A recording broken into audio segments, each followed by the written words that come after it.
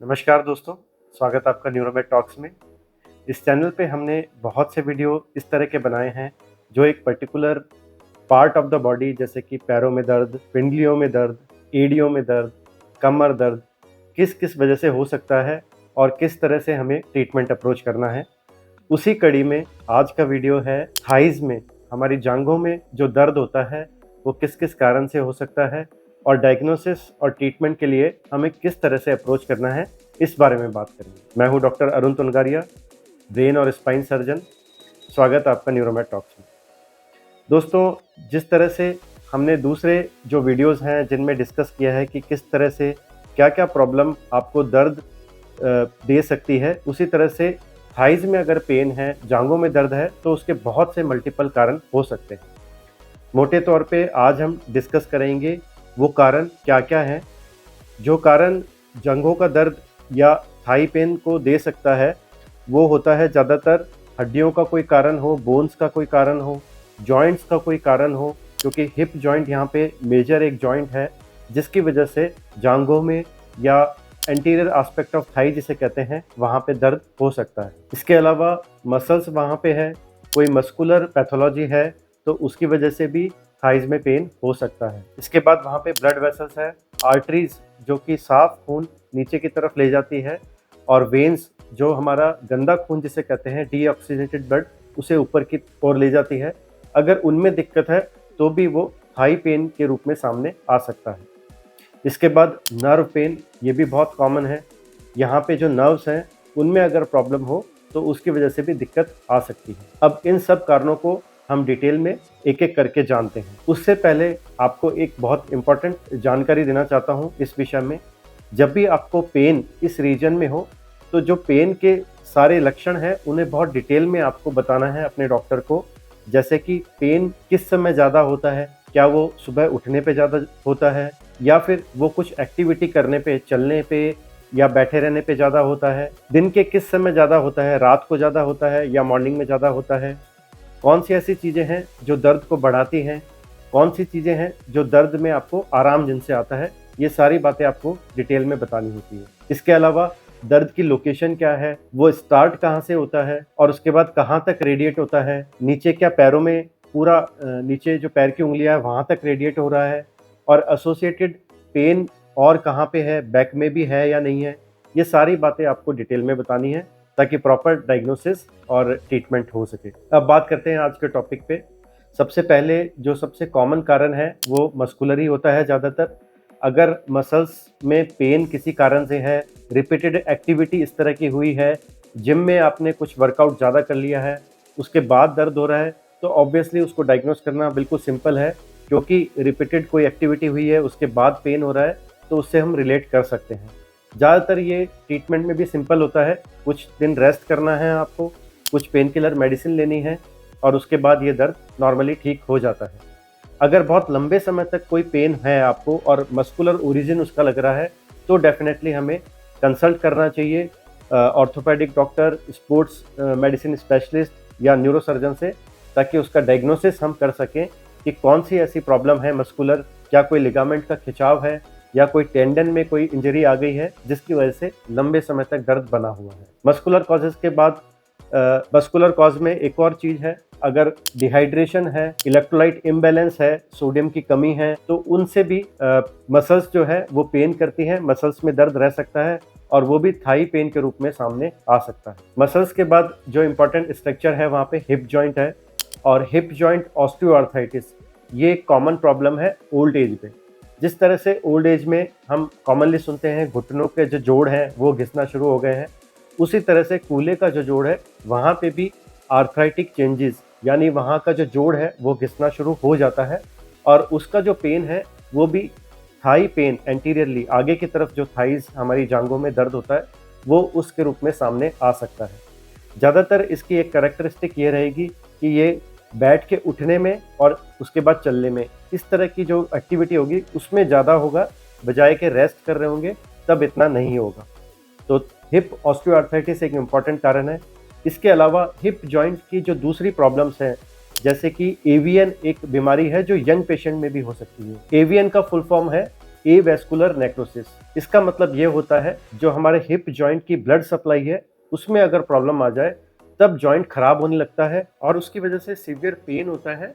और जरूरी नहीं कि ओल्ड एज में ये प्रॉब्लम हो, यंग पेशेंट भी बहुत से आते हैं जो एवीएन की प्रॉब्लम के साथ आते हैं। एवीएन चोट लगने की वजह से हो सकता है या फिर लॉन्ग टर्म स्टेरॉइड जो लेते हैं, लंबे समय तक स्टेरॉइड अगर लेते हैं तो उसका भी एक साइड इफेक्ट होता है एवीएन होना, एवेस्कुलर नेक्रोसिस होना।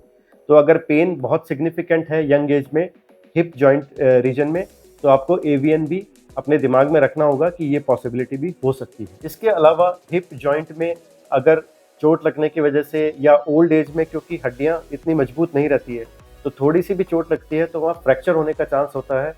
Fracture neck of the femur common है ओल्ड एज में, तो वो भी एक कारण हो सकता है हमारी थाइज में पेन या जांघों में दर्द का। हमने मसल्स की बात की, हड्डियों की बात की। इसके बाद इंपॉर्टेंट स्ट्रक्चर जो आते हैं वो है ब्लड वेसल्स। यहाँ पे जो वेन्स हैं, जो सारा हमारे पैरों में डीऑक्सीनेटेड ब्लड है, गंदा खून जिसे कहते हैं, वो वापस हार्ट की तरफ जाता है वेन्स के रास्ते में। तो वेन्स में अगर प्रॉब्लम है जो कि मेनली होती है या तो वेरिकोज वेन में अगर हम समझाना चाहें तो उसमें वेन्स के जो वॉल्स हैं वो वॉल्स खराब हो जाते हैं और प्रॉपर फंक्शनिंग वेन्स की नहीं होती, फूल भी जाती हैं। अक्सर वेरिकोज वेन के साथ जो दर्द होगा वहाँ पे वेन्स फूली भी आपको थाइज में दिखाई दे सकती है। तो ये भी एक कारण है जांघों में या थाई पेन का। इसके बाद वेन्स में एक और सीरियस प्रॉब्लम जिसे डीवीटी कहते हैं वो हो सकती है। डीवीटी ज़्यादातर उन पेशेंट में होती है जो मोबिलाइज ज़्यादा नहीं होते, जैसे किसी की सर्जरी हुई है या किसी कारण से बीमार है, लंबे समय तक बिस्तर पर लेटे हुए हैं, तो डीवीटी होने के चांस ज़्यादा होते हैं। और ऐसे में अगर वेन्स जो थाइज में जो वेन्स है वहाँ पे ब्लड क्लॉट जम गया है, अगर वहाँ पे क्लॉट जम गया है तो वो पेन के रूप में सामने आ सकता है। वो अगर पेन के साथ में स्वेलिंग भी है तो डीवीटी का डाउट सबसे पहले दिमाग में आता है। वेन्स के बाद आर्टरीज हैं। आर्टरीज का काम होता है जो हार्ट से साफ खून है, ऑक्सीजनेटेड ब्लड है, उसे शरीर में नीचे तक पहुंचाना। और यहाँ पे जो मेन आर्टरी है, फीमोरल आर्टरी जिसे कहते हैं, उन आर्टरीज में अगर ब्लॉकेज है किसी कारण से, ज़्यादातर वो ब्लॉकेज ओल्ड एज में एथेरोस्क्लेरोसिस की वजह से, जो नॉर्मली हम सुनते हैं कि हार्ट में ब्लॉकेज आ गया है या ब्रेन में ब्लॉकेज आ गया है, ओल्ड एज में हमारी जो ब्लड वेसल्स है वहाँ पे ब्लॉकेज कैल्सिफिकेशन जमने की वजह से आता है और उस वजह से भी थाई पेन के रूप में सामने आ सकता है। थोड़ा सा वॉक करने के बाद में ही मसल्स को, क्योंकि ऑक्सीजन की डिमांड बढ़ जाती है और वो सप्लाई पूरा ऑक्सीजनेटेड ब्लड नहीं पहुंच पाता, उस वजह से पूरी नहीं हो पाती, तो वो दर्द कर सकती है। तो ये भी एक कारण है थाई पेन या जांघों में दर्द का। इन सब कारणों के बाद एक सबसे इम्पॉर्टेंट कारण आता है थाई पेन का, वो है नर्व से रिलेटेड, हमारे नर्वस सिस्टम से रिलेटेड। यहाँ पे सियाटिका सबसे कॉमन चीज़ है। सियाटिका का मतलब ये होता है जब कमर में ही हमारे पैर की नस किसी कारण से दब जाए तो उसका पेन नीचे जांघों में पीछे की तरफ आता है, जिसे हम सियाटिका कहते हैं। इसमें कैरेक्टरिस्टिक ये रहेगा कि ज़्यादातर ये पेन नीचे तक जाएगा, काफ मसल्स और पैर की जो उंगलियां हैं वहाँ तक जाएगा। पर ऐसा सब केस में ज़रूरी नहीं है। बहुत से पेशेंट मेरे पास इस तरह से प्रेजेंट करते हैं जो बटक और बैक ऑफ द थाई में पेन के साथ आते हैं और जब डायग्नोस उनका बनता है तो वो कमर में जो डिस्क प्रॉब्लम है ज़्यादातर, उसकी वजह से नस दब रही होती है, उस वजह से ये प्रॉब्लम्स आती है। तो ये एक इम्पॉर्टेंट कारण है थाई पेन का। इसके अलावा मिरैल्जिया पैरास्थेटिका, ये एक प्रॉब्लम होती है lateral cutaneous nerve of thigh. अगर ये कंप्रेशन में आ जाए, दबाव में आ जाए, तो पेन एंटीरियर थाई में हो सकता है। ये पेन दर्द और तेज, जैसे सुइयां चुभ रही है, इस तरह का हो सकता है। टिंगलिंग सेंसेशन जिसे कहते हैं, उस तरह का हो सकता है, क्योंकि नर्व पेन की ये कैरेक्टरिस्टिक होती है कि तेज सुइयां चुभना, झंझनाहट होना, इस तरह का सिम्टम ज़्यादा रहता है बजाय के जो दूसरे कारण हैं पेन के उनके। नर्व के जो दूसरे कारण हैं उनमें आता है न्यूरोपैथी। न्यूरोपैथी ज़्यादातर डायबिटिक पेशेंट में होती है, जिसे डायबिटिक न्यूरोपैथी कहते हैं, या फिर विटामिन B12 की कमी से जो न्यूरोपैथी होती है, पेरिफेरल न्यूरोपैथी, वो भी कॉमन है अपने देश में।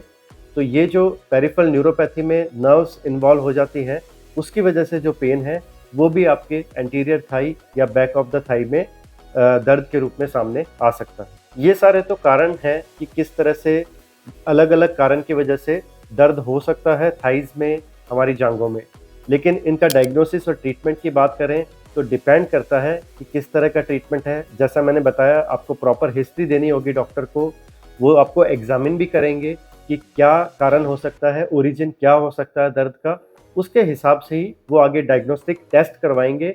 टेस्ट में एक्सरे हो सकता है, एमआरआई हो सकती है, जो ब्लड वेसल्स है उनके लिए डॉपलर की जांच हो सकती है, नर्व्स के लिए एनसीवी, नर्व कंडक्शन वेलोसिटी, ये जांच हो सकती है। तो बहुत सारी जांचें हैं जो हम टारगेटेड करते हैं कि किस तरह से हम डायग्नोस कर सकें कि दर्द का कारण क्या है, और उसके बेसिस पे ही आगे का ट्रीटमेंट होता है। मेनली मेडिसिन पहले ट्राई की जाती है, मेडिसिन से दर्द को कंट्रोल किया जाता है, या जो बेसिक पैथोलॉजी है उसको मेडिसिन से कंट्रोल किया जा सकता है। इसके बाद भी अगर ज़रूरत पड़ती है तो कुछ सर्जिकल इंटरवेंशन भी होती है, जिनसे आपको पेन रिलीफ अच्छा आ सकता है। तो डिपेंड करता है कि आपको दर्द किस तरह का है, कितने समय से है, और किस तरह से आप अपनी हिस्ट्री देते हैं, एग्जामिनेशन फाइंडिंग क्या आती है, और डायग्नोस्टिक टेस्ट में क्या चीज़ आ रही है। तो ये सारी बातें आज हमने जानी जांघ के दर्द या थाई पेन के लिए। इसी तरह के टॉपिक्स के लिए बने रहिए इस तरह।